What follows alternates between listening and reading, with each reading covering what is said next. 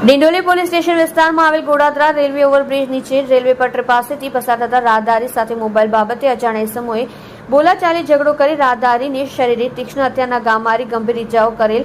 વણ ગુનાને ગણતરીના દિવસોમાં શોધી કાઢતી ડિંડોલી પોલીસ સ્ટેશનની સર્વેલન્સ ટીમ કરેલ કામગીરીની વિગત ગઈકાલ તારીખ 31/8/2024ના રોજ રાત્રિના 11:30 વાગ્યાના સુમારે ડિંડોલી પોલીસ સ્ટેશન વિસ્તારમાં આવેલ ગોડાદરા રેલવે ઓવરબ્રિજ નીચે રેલવે પટરી પાસેથી પસાર થતા રાહદારી સાથે મોબાઈલ બાબતે અજાણ્યા સમયે બોલાચાલી ઝઘડો કરી રાહદારીની શરીરે તીક્ષ્ણ હત્યાના ઘા મારી ગંભીર ઇજાઓ કરી અજાણ્યા ઇસમો ભાગી ગયેલ હોય જે વણશોધાયેલ ગુનાને શોધી કાઢવા સારું પોલીસ કમિશનર શ્રી અનુપમસિંહ ગેહલોત સાહેબ તથા ખાસ police commissioner sector 1 Shri Wabang Zameer સાહેબ તથા નાયબ પોલીસ કમિશનર ઝોન 2 શ્રી ભગીરથ ગઢવી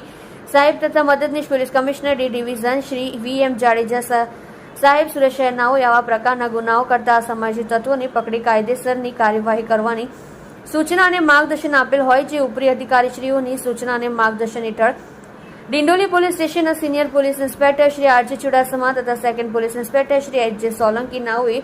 આ વણશોધાયેલ ગુનો શોધી કાઢવા સારું સર્વેલન્સ સ્ક્વોડની અલગ અલગ ટીમો બનાવી અગાઉ આવા પ્રકારના ગુનાઓમાં પકડાયેલ ઇસમોના ગુનાહિત ઇતિહાસ તપાસી તેમજ ખાનગી બાતમીદારોને સક્રિય કરી ટેકનિકલ એનાલિસિસની મદદથી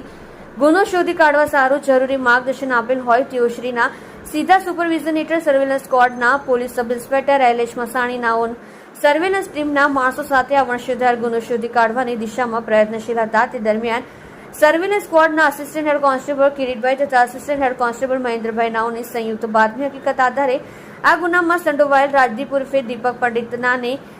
ઝડપી પાડેલ અને ત્યારબાદ બાકીના આરોપીઓની સર્વેલન્સ ટીમના માણસો એકબીજાના સંકલનમાં રહી વણશોધાયેલ ગુનાની ગણતરીના દિવસોમાં શોધી કાઢી સારી અને પ્રશંસનીય કામગીરી કરેલ છે.